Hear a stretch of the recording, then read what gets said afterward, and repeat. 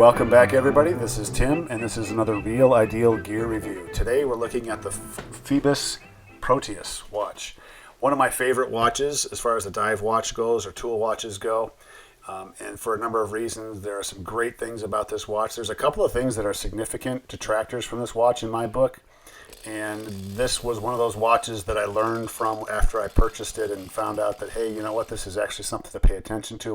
We'll get to that later on, towards the end of the video, actually. A couple of those things. So overall, one of my favorite watches. So let's get into it. We're going to talk about the 5 things that I generally look for when I'm buying a watch. And those are size, fitment, finish, accuracy, and legibility lume. So those 5 things, we're going to go over those and then some comments towards the end. So let's get into the size. This watch is a massive watch. It's heavy.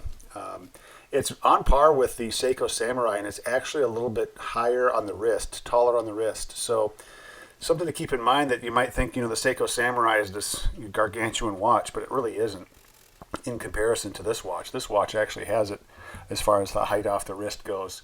And combine that with the domed sapphire crystal, it does tend to stick above the wrist. So when it comes to activities, this is something I've noticed as I've used it with the job that I have in the lawn mowing industry, that you kind of notice the height of the watch a little bit more. It does tend to bang into stuff maybe a little bit more than some other watches that are a little bit closer to the wrist.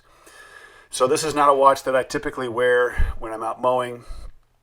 For that reason, and I'll go to a watch that may be a little bit slimmer, but I don't shy away from using this watch when I'm using power tool equipment kind of things. So fitment wise, it's again similar to the Samurai. It's top heavy, but at the same time, it's as far as the head of the watch goes, but at the same time, the bracelet itself adds some mass to the watch, so it helps to balance that out so it's not quite so top heavy. But it is a massive watch, which means when you size this watch to your wrist, you really should have it a little bit more snug than you might think.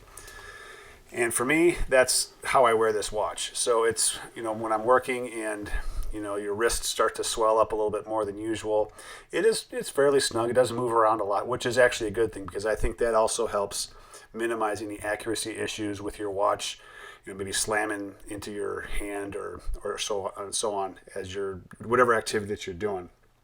It's for medium to large size wrists, so I wouldn't recommend this for smaller wrists. It has good micro adjustments. It also has screw-in links, which are easy to access and change. So as far as adjustment goes, it does a great job.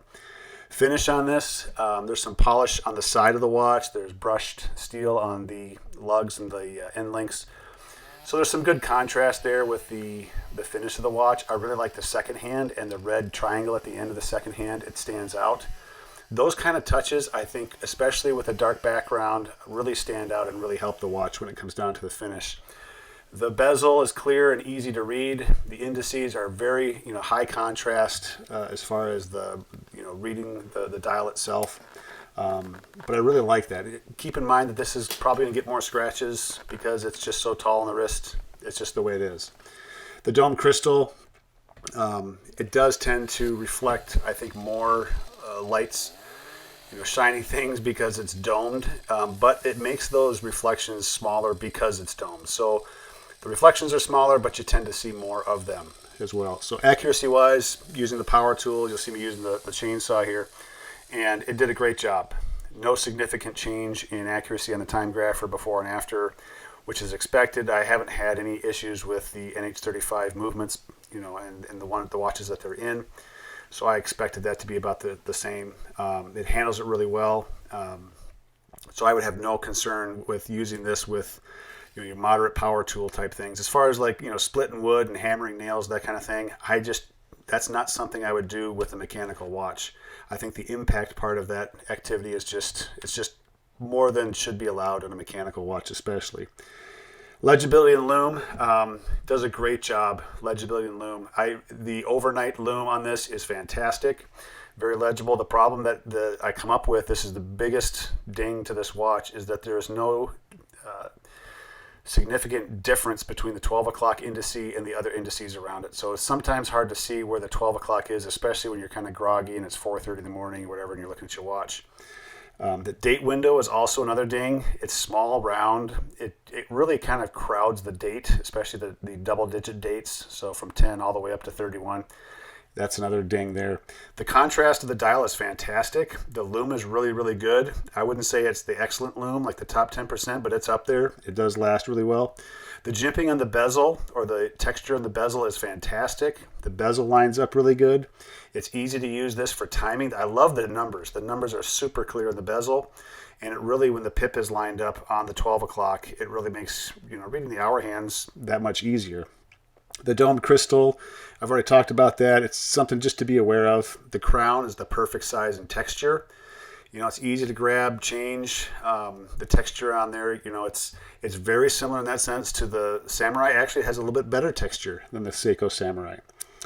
And then just the overall look of the watch, going from an angular case to a round dial, and inside the dial are the angled hour indices. Just those contrasting shapes as you go through from the outside looking in is just fantastic. So overall, I give this watch an 8.5, maybe a 9 out of 10, with the two dings being the 12 o'clock indice and the date window.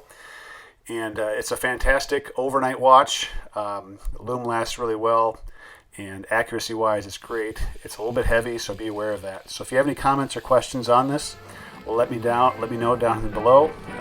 Let me know what you'd like to see. If there's anything about this particular watch you have any questions on, let me know. I'll try to answer those as best I can. And thank you for joining me on this watch video. We'll see you next time.